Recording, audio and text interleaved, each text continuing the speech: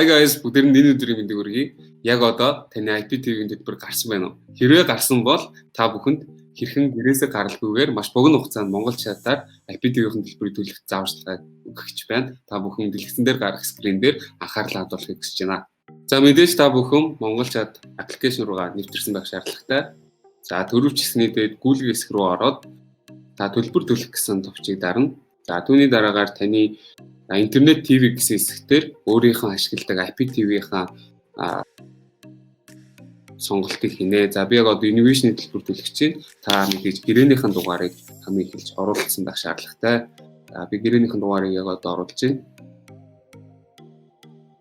За үүний дараа та гарсан төлбөрийн дүнгийг бас оруулах шаардлагатай байна шүү. За манай төлбөр 43,000 төгрөг гарсан байна.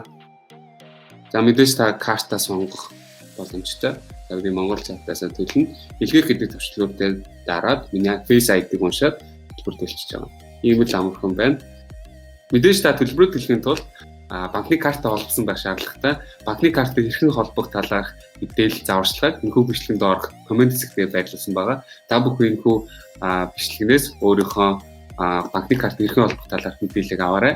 За тэгээд та бүхэн технологийн ирэх үед технологийн шилжүүлүүдийг илүү ихээр ашиглаж хаштаг гэргүүдтэйгээ нэгү зар талаас өрсөн сэргийлж дэрэгчтэй байхыг уриалж байна. Өдрийг сайхан өнгөрүүлээрэй. Баярлалаа.